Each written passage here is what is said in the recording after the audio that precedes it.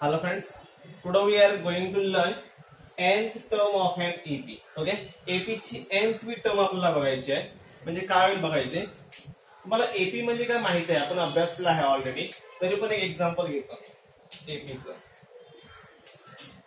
1 2 3 4 dot dot dot 50.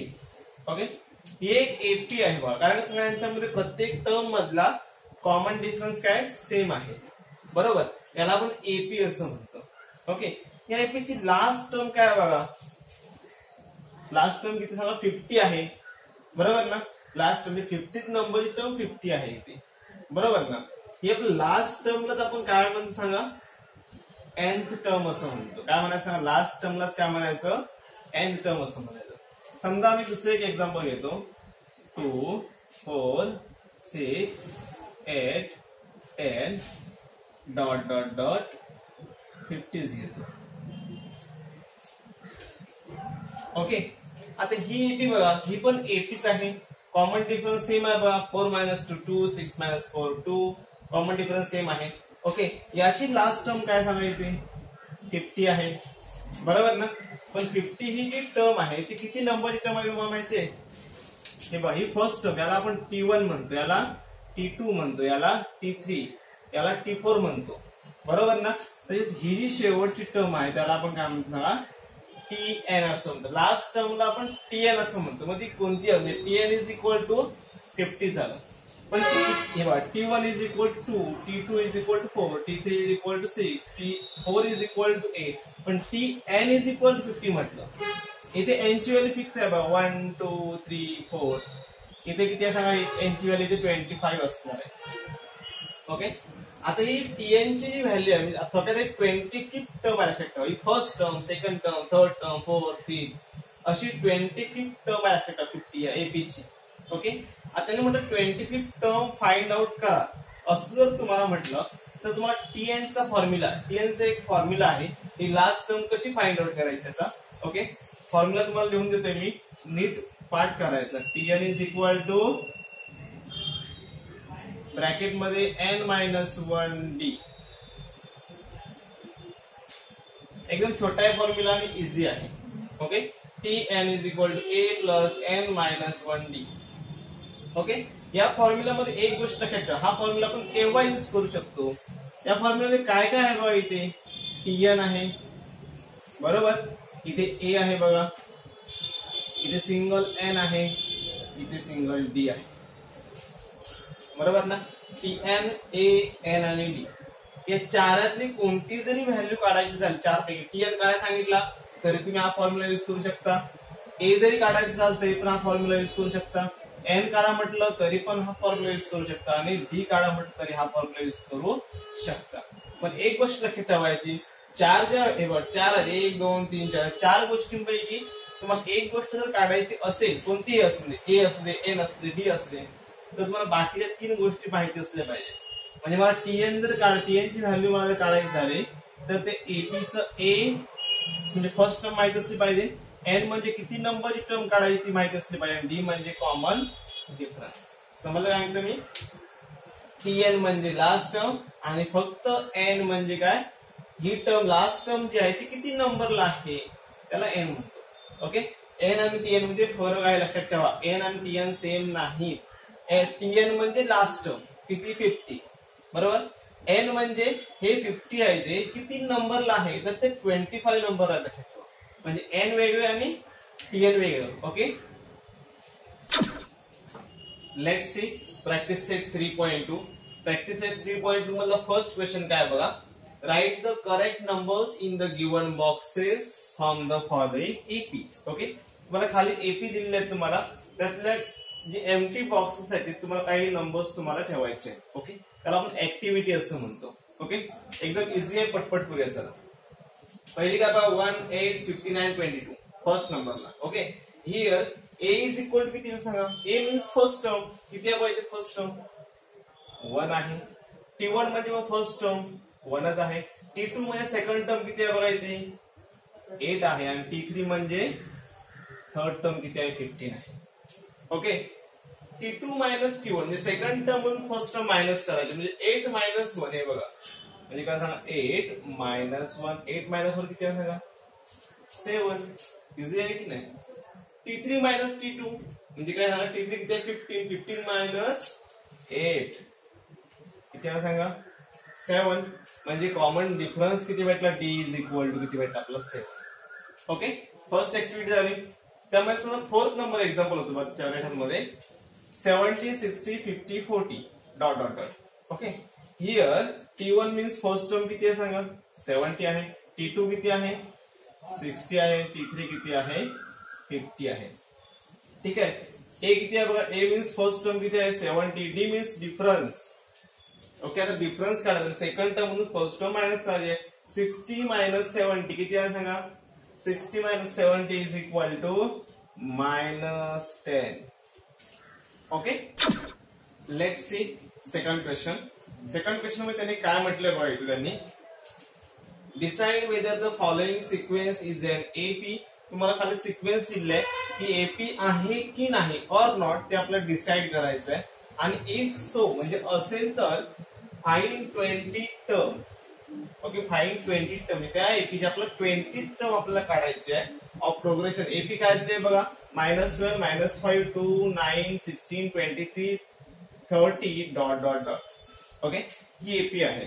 ठीक आहे तर आपण सोल्युशनला सुरुवात करूया. मग हियर सोल्युशन घ्या. सोल्युशन ओके काय सांगा मला सांगायचं here A is equal to T1 is equal to काय सांगा फर्स्ट टर्म किती आहे बघा इथे -12 ओके. T2 किती आहे बघा T2 is equal to -5. Okay तर सेम T3 किती आहे T3 इज इक्वल टू 2 आहे. T4 इज इक्वल टू 9 आहे. ओके अशा पुढे टर्म आहे. मला खूप टर्म दिले सगळ्या टर्म आपल्याला घेत बसायची एवढी गरज नाही. त्याने काय म्हटलं whether the following sequence is an AP or not म्हणजे AP आहे की नाही ते आपल्याला ठरवायचं आहे. आपण कसं ठरवणार सांगा दोन कन्सिक्युटिव्ह टर्म मध्ये डिफरन्स सेम असेल कॉन्स्टंट असेल तर त्याला आपण AP असं म्हणतो. तुम्हाला किती खूप टर्म दिले 1 2 3 4 5 7 8 टर्म दिले तुम्हाला. ओके 8 टर्म मध्ये तुम्ही डिफरन्स काढत बसू नका. पहिल्या 3 ते 4 टर्म मध्ये डिफरन्स काढून बघा जर कॉन्स्टंट असेल तर त्याला एपीएस आपला म्हणता येईल. ओके कारण एक सिक्वेन्स आहे ती पुढे पण सेम असणार आहे. ठीक आहे चला तर आपण काढून बघूया. T2 minus T1 is equal to इथे T2 किती आहे बघा -5 आहे. ओके मायनस T1 किती आहे -12 आहे. काय डिफरन्स सांगा हे मायनस मायनस प्लस होणार आहे म्हणजे -5 plus 12. Okay plus minus -12 minus 5 7 difference किती भेटला मला दोन पहिल्या दोन टर्म मध्ये डिफरन्स मला 7 भेटला. दुसऱ्या दोन मधला काढून बघतो मी आता T3 minus T2 is equal to T3 किती आहे बघा 2 आहे मायनस T3 किती आहे सॉरी T2 किती आहे -5 आहे. ओके हे मायनस मायनस प्लस होणार परत आहे 2 + 5 इज इक्वल टू 7. हे थर्ड टर्म आणि सेकंड टर्म मध्ये डिफरन्स तुम्हाला 7 भेटलाय. आता हा सेम पुढे काढतो मी T4 minus T3 is equal to T4 आहे 9 T3 आहे 2 9 मायनस 2 इज इक्वल टू 7. इथे डिफरन्स सेम भेटतोय बघा. मग पुढे परत पुढचा डिफरन्स काढत बसू नका त्याची एवढी काही गरज नाही. म्हणजे काय सांगायचं here difference between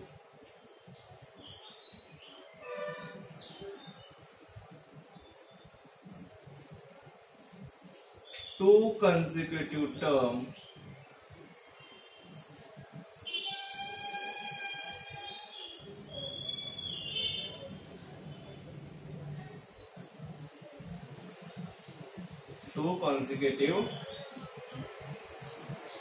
terms are constant.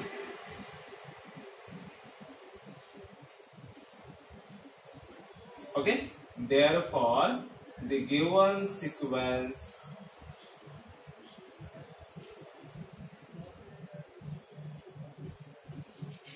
Is AP. Okay, आता हे सिक्वेन्स एपी आहे इथपर्यंत आपण आलोय.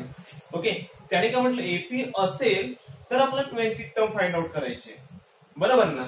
चला आता काढूया आपण नाव. मी आता 20 टर्म काढतोय. तुम्हाला काय म्हटलं, मी एखाद्या सिक्वेन्सची 20 टर्म, एपी ची 15 टर्म, पुढची जर लास्ट टर्म आपल्याला जे काही काढायचं, आपण 20 नंबर टर्म काढायचे, बरोबर ना. तर आपण टीएन चा फॉर्म्युला युज करतो, बरोबर ना. काय सांगा formula, TN is equal to A plus N minus 1 D.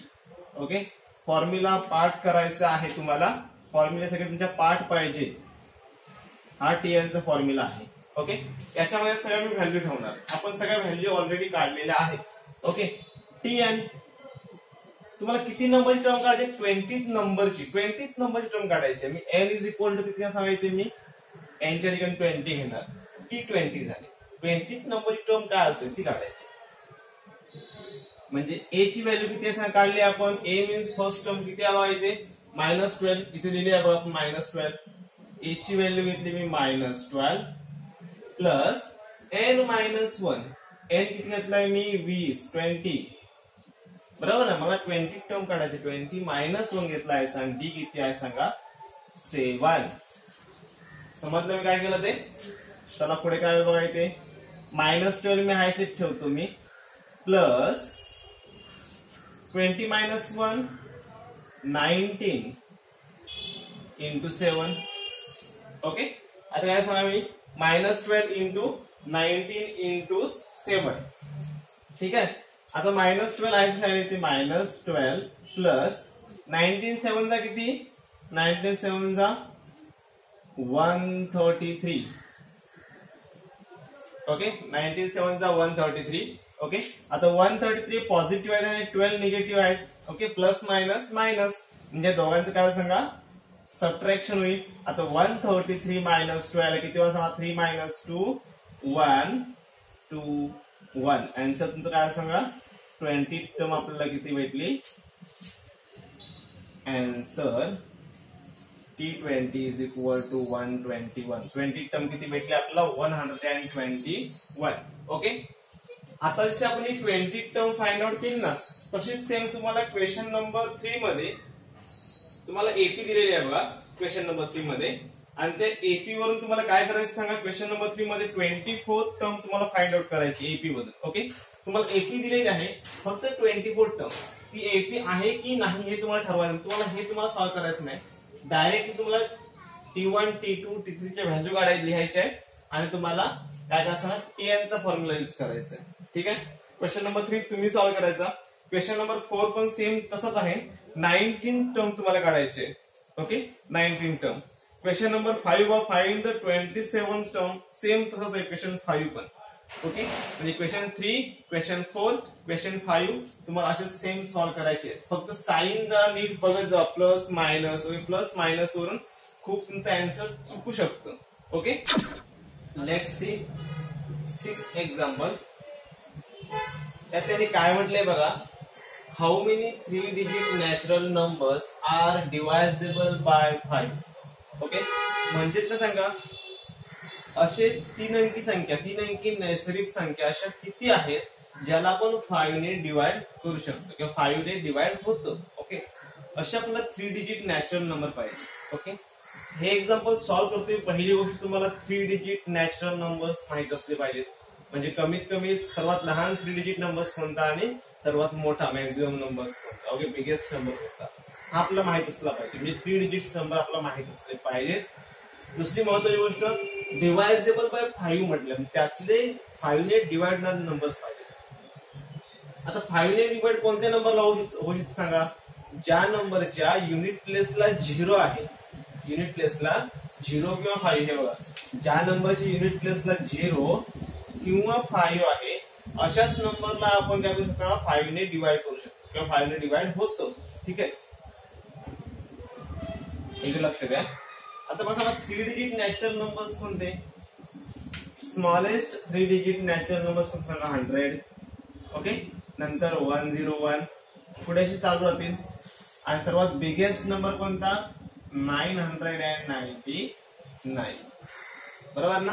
इथे आपला 3 डिजिट सर्वात बिगेस्ट नंबर आहे. याच्या पुढचा जो नंबर असेल तो 4 डिजिट असणार आहे, तो आपल्याला नको आहे. आपल्याला काय पाहिजे ना, फक्त 3 डिजिट नॅचरल नंबर्स.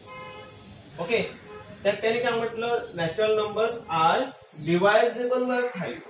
आता 5 ने डिवाइड होणारे पाहिजे. 5 ने डिवाइड कोणाला होत सांगा, ज्याच्या युनिट प्लेसला 0 आहे आणि ज्याच्या युनिट प्लेसला 5 आहे.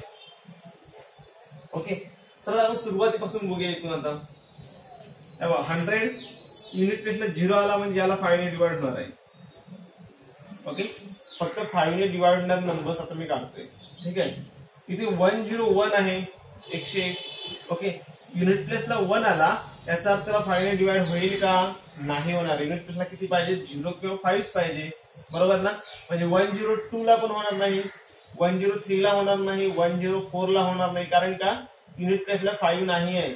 105 ला होईल बघा, कारण का सांगा, याच्या युनिट प्लेसला 5 आहे. एकक स्थानी 5 आहे. ओके, नंतर 100, तसंच जर आपण पुढे गेलो आपण 110 ला होईल.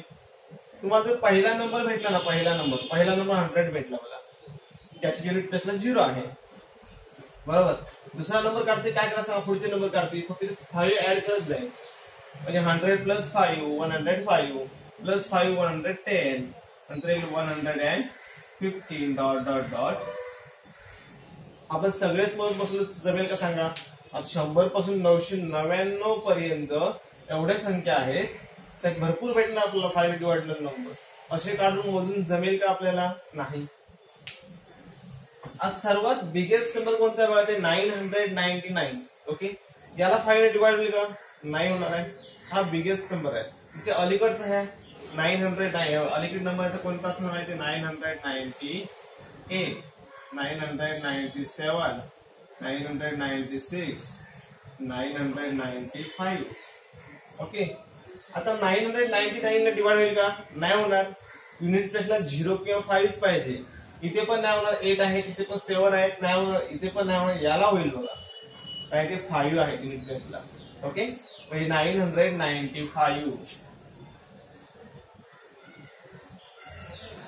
समजले मी कसे काढले नंबर ते सर. बघा फक्त ही एपी तयार झाली आहे बघा.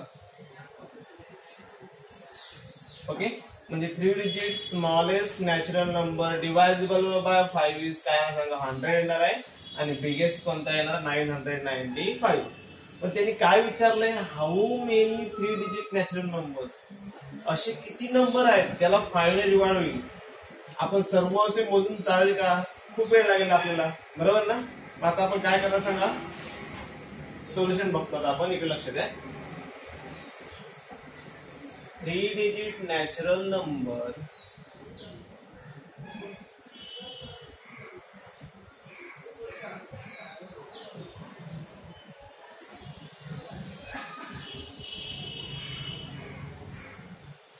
divisible by 5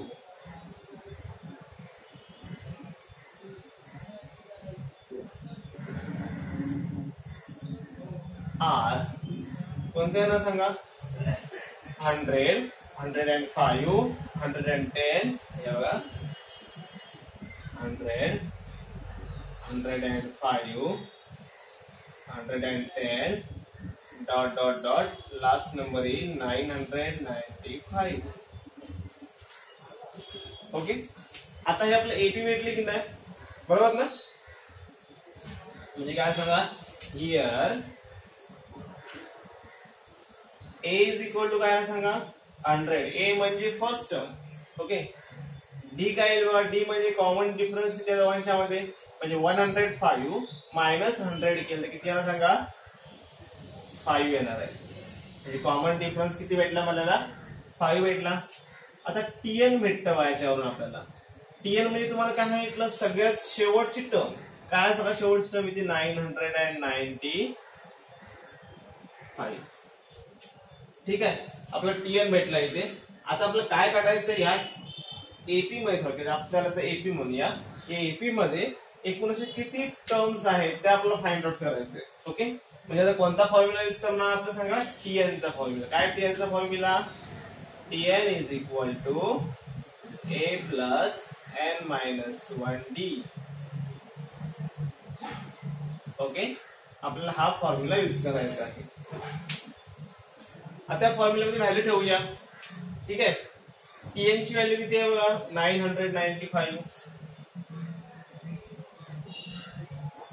टीएन मीन्स सगळ्यात शेवटची टर्म लक्षात घ्या. ओके. आणि एन म्हणजे या एपी मध्ये एकूण किती टर्म आहेत म्हणजे 1 2 3 4 5 6 असे एकूण किती आहेत त्याला एन म्हणतो. आणि टीएन म्हणजे सगळ्यात शेवटची टर्म काय असेल ती. ओके.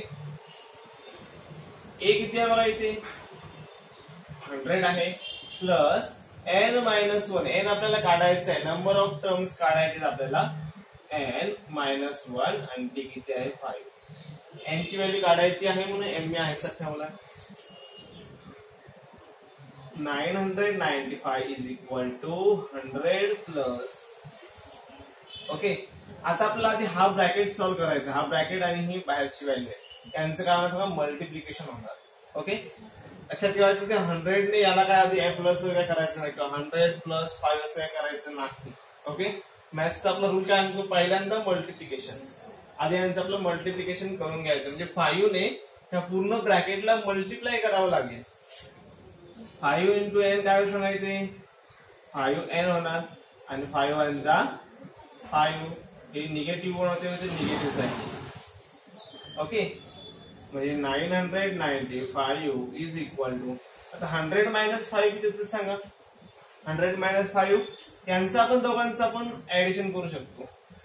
ओके. इथे मायनस साईन आहे म्हणून 100 मायनस 5 झाले. हे 5n 100 प्लस 5n करायचं नाही मग तुम्ही चुकणार लक्षात घ्या. ओके. कारण इथे एन आहे लक्षात ठेवा. इथे एन नाही आहे. जर इथे पण एन असतं इथे पण एन तर 100n प्लस 5n केलं असतं आपण. ओके. फक्त ही संख्या आहे ही पण फक्त संख्या आहे कॉन्स्टंट टर्म आहे. 100 मायनस 5 कितीचा सांगा 95. हे 5n आहे तसे ठेवायचे. एन नसता इथे ना आपण 100 प्लस 5 करून मोकळे झालो असतो. ओके. आता आपला एन ची व्हॅल्यू पाहिजे म्हणजे मला 95 या साईडला घ्यावे लागते. काय सांगा इकडे पॉझिटिव्ह आहे इकडे निगेटिव्ह होणार आहे म्हणजे 995 मायनस 95 इज इक्वल टू काय सांगा 5n राहील. ठीक आहे. मला एन ची व्हॅल्यू पाहिजे. आता या दोघांचं सबट्रॅक्शन काय सांगा 995 मायनस 95 किती सांगा 900. मी साईड चेंज करतो इथे. साईड चेंज काय दोघांच्या पण करतोय बघा. इकडची व्हॅल्यू मी इकडे घेतोय इकडची 5n इकडे घेतोय मी. ओके. दोघांच्या पण साईड चेंज केल्या त्यामुळे साईन चेंज करायची गरज नाही. ओके. एकाची साईड फक्त हे 900 जर या साईडला आणले असते तर निगेटिव्ह झाले असते. मी दोन्ही पण इकडचे 5n इकडे घेतले आणि इकडचे इकडे घेतले. ओके. त्यामुळे साईन चेंज करायची गरज नाही. Means 5n is equal to 900. आपल्याला n ची व्हॅल्यू पाहिजे बरोबर ना.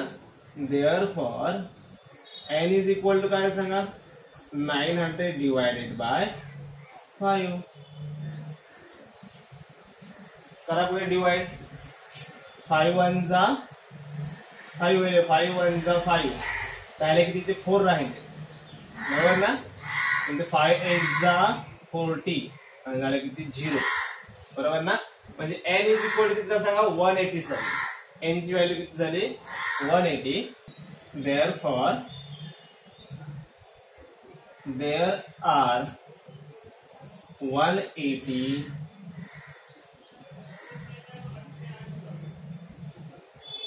3-digit natural numbers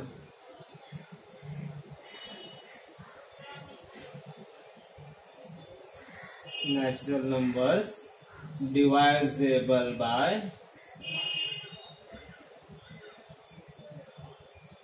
5.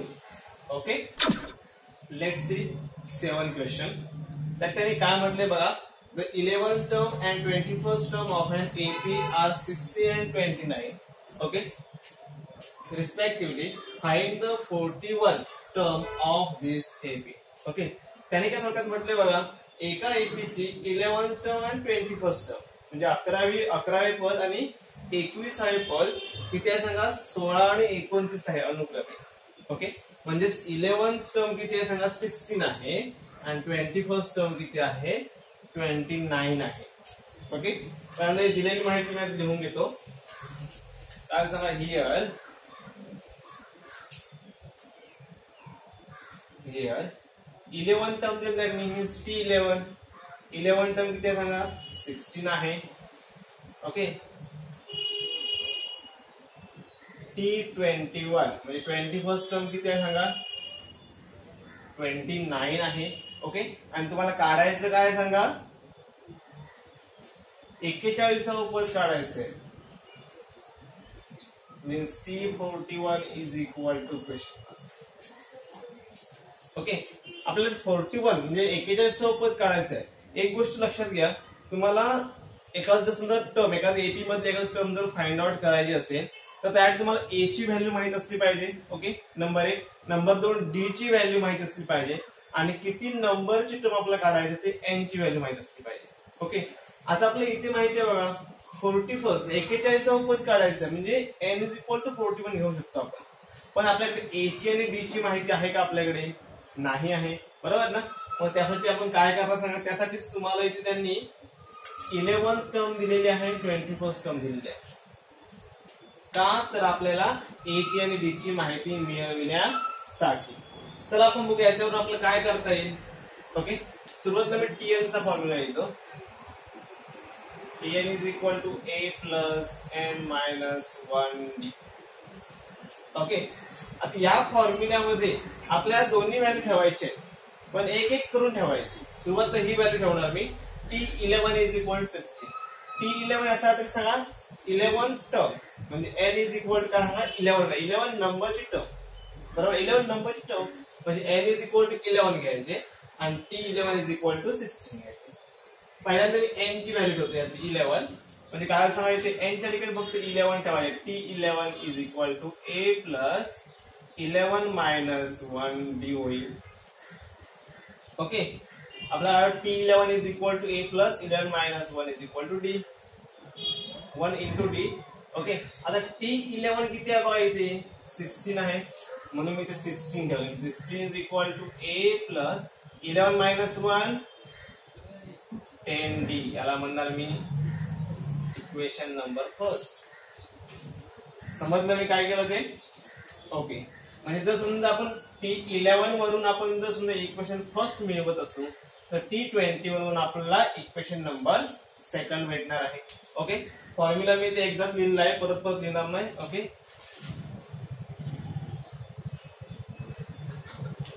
फॉर्म्युला ठीक आहे. फॉर्म्युला परत लिहित राहायची गरज नाही. डायरेक्टली या फॉर्म्युल्यामध्ये आता मी 21 ठेवणार आणि एन ची व्हॅल्यू 21 आहे इथे. म्हणजे काय सांगायचं नाव T21 is equal to a plus 21 minus 1d. फक्त मी n च्या ठिकाणी 21 ठेवले. इथे T21 झालं. T21 किती आहे 29 म्हणजे 29 is equal to a plus and subtraction is 20d. Equation number second. Okay. आता तुम्हाला ही दोन्ही जी इक्वेशन भेटली आहे बघा इक्वेशन फर्स्ट आणि इक्वेशन सेकंड ही लिनियर इक्वेशन होतात बघा. Linear equation in 2 variable. 2 variable झाले ए आणि डी. बरोबर ना. इथे 2 व्हेरिएबल झाले तर त्या लिनियर इक्वेशन जर असतील तर ए चा कोएफिशियंट काय बघा इथे सेकंड इक्वेशन मध्ये ए चा कोएफिशियंट 1 आहे. फर्स्ट इक्वेशन मध्ये पण ए चा कोएफिशियंट 1 आहे. ओके. आपण लिनियर इक्वेशन मध्ये शिकलोय जर एखाद्या व्हेरिएबलचे कोएफिशियंट जर सेम असतील आणि त्यांची साइन जर पॉझिटिव्ह असतील तर सबट्रॅक्शन आणि साइन जर म्हणजे डिफरन्स जर असतील साइन डिफरन्स असतील तर आपण त्यांचं ऍडिशन करतो. म्हणजे साइन जर डिफरन्स असतील तर ऍडिशन डिफरन्स नसतील तर म्हणजे सेम असतील तर आपण त्यांचं सबट्रॅक्शन करतो. इथे साइन सेम आहे ते दोघांचं काय करायचं आपण सबट्रॅक्शन करणार. ओके. चला आपण सबट्रॅक्शन करूया. Subtracting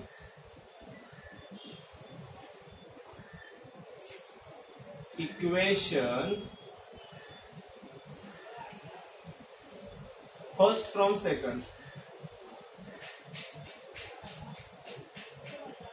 First from second. Okay. हे जे फर्स्ट इक्वेशन आहे सेकंड इक्वेशन म्हणून सबट्रॅक्ट करायचं आहे. पहिल्यांदा मी सेकंड इक्वेशन लिहून देतो. इकडे येतो मी म्हणजे a plus 20d is equal to 29. हे इक्वेशन आहेच घेतलं बाबा. साईड इकडची इकडे तिकडे गेले. ओके. त्याखाली मी हे इक्वेशन घेतो a plus 10d is equal to 16. आपण सबट्रॅक्शन करतोय, खाली जे इक्वेशन आहे त्याची सगळ्या व्हॅल्यू काय सांगा, इथे साइन चेंज होतात, बरोबर ना.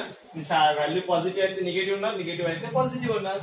आता काय मला सांगा, इथे a मायनस a कॅन्सल झाले, 20d मायनस 10d काय सांगा, इथे 10d होतील, बरोबर. आता 29 मायनस 16 काय होतं सांगा, 29 minus 16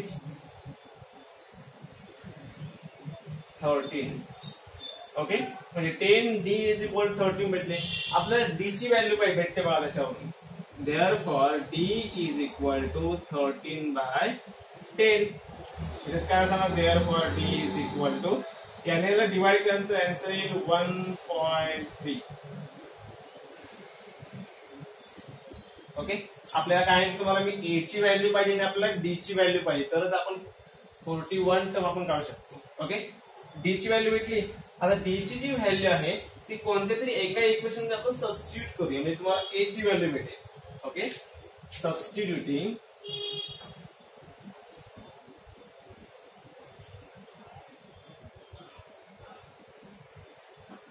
d is equal to 1.3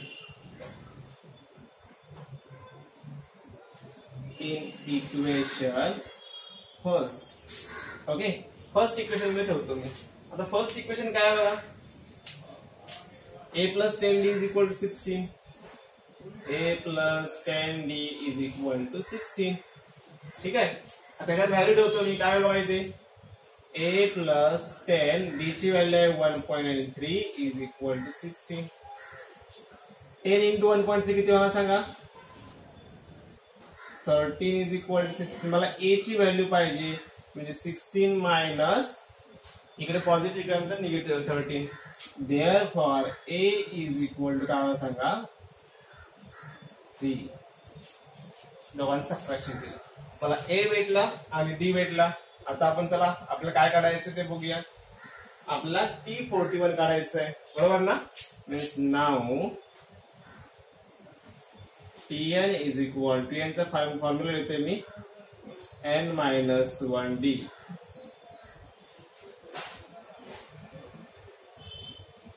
okay, आपला 41 टर्म काढायचे. T41 n ची व्हॅल्यू 41 घेतली मी. a किती काढलाय आपण, 3 काढलाय. n ची व्हॅल्यू 41 मायनस 1 आणि d किती काढले आपण 1.3. आता आपल्याला एक कॅल्क्युलेशन करायचं आहे.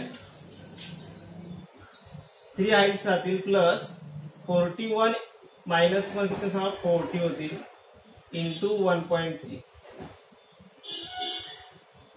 ओके, किती सांगा, 40 इंटू 1.3 किती होणार, 13 4 जा 52.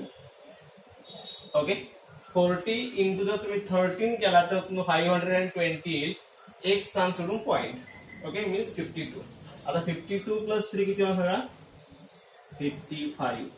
मीन्स T41 किती भेटलं सांगा, 45. ओके, देअरफॉर तुम्ही खाली देऊ शकता, देअरफॉर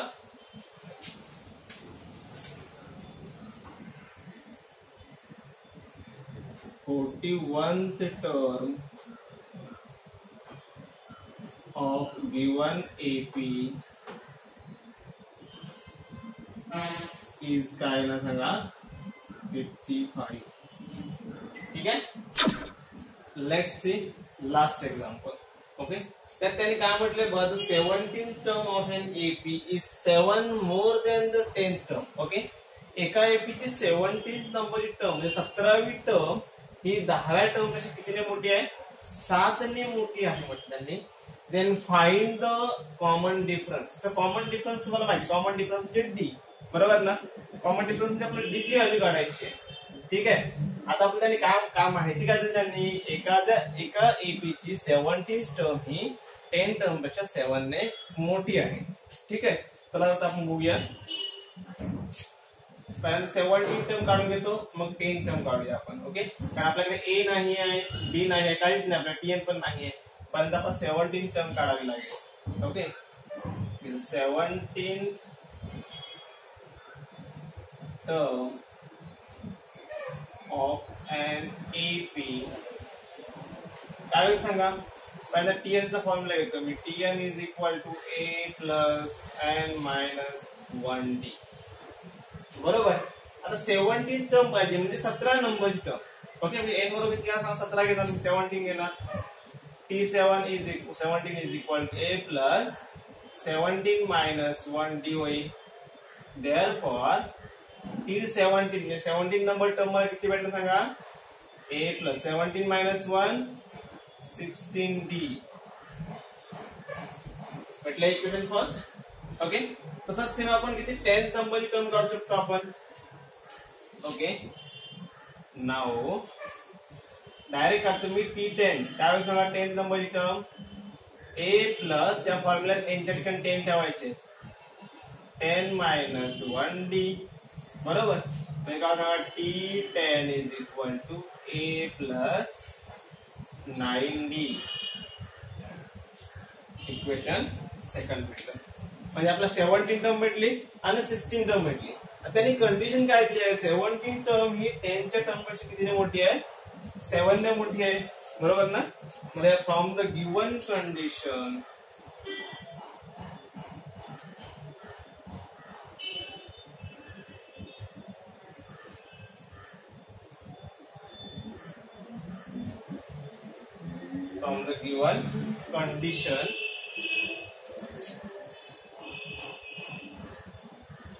काय सांगा. फ्रॉम द गिवन कंडिशन त्यांनी कंडिशन काय दिली बघा. 17 term of an AP. Okay 17 term आणि किती पुढची 10 टर्म. पहिल्यांदा 17 टर्म लिहून घेतो. ही बघा 17 टर्म a प्लस 16d आहे. बरोबर ना. a plus 16d is equal to 10 term काय बघा a प्लस 9d. ओके मी असं लिहिलंय 17 टर्म इज इक्वल 10 टर्म मध्ये इक्वल आहेत का सांगा. नाही आहे. त्यांनी कंडिशन काय म्हटलं बघा. 17 term is an AP is 7 more than the 10 term. म्हणजे तो काय 17 टर्म ही 10 टर्म पेक्षा 7 ने मोठी आहे. आता ही जी 17 टर्म आहे ही या टर्म पेक्षा ही टर्म मोठी आहे 7 ने. बरोबर ना. आता जर मध्ये इक्वल साइन असेल इक्वल टू तर आपलं इकडे इकडून तर आता हे 7 ने मोठे आहेत म्हणजे इकडून तर 7 मायनस केले पाहिजे किंवा इकडे तरी प्लस 7 केले पाहिजे तर दोन्ही साइड इक्वल होतील. कारण ही साइड 7 ने मोठी होती ना. दोन्ही सेम का म्हणून मी पण 7 ने मोठी केली. ओके आता सुट्टे का बघूया. चला या a ला हा a कॅन्सल होईल. वाटल्यास मी या साइडला घेतो. हे बघा हे a प्लस 16 आहेत आणि हे a प्लस 9d. ओके हे एका साइडला घेतो. 7 कॉन्स्टंट आहे त्याला पलीकडेच राहते. म्हणजे काय सांगायचे a प्लस 16d हे इकडे आल्यानंतर काय सांगा निगेटिव्ह a होईल. 9d इकडे आल्यानंतर पण निगेटिव्ह d होईल इज इक्वल टू 7 राहते. ओके आता काय मला सांगा a मायनस a 0 कॅन्सल होणार. 16d मायनस 9d किती येणार 16d minus 9d is equal to 7d is equal to 7. आता डी भेटणार आपल्याला लगेच. Therefore d is equal to 7 by 7. 7 1 जा 7 means therefore d is equal to किती भेटला आपल्याला 1. ओके तुम्ही खाली लिहाल. खाली लिहायचं therefore the difference between the given AP is किती सांगा 1 किंवा कॉमन डिफरन्स म्हणा. The common difference given AP is 1. ठीक आहे. राहिले एक्झाम्पल तुम्हाला सॉल्व्ह करायचे. ओके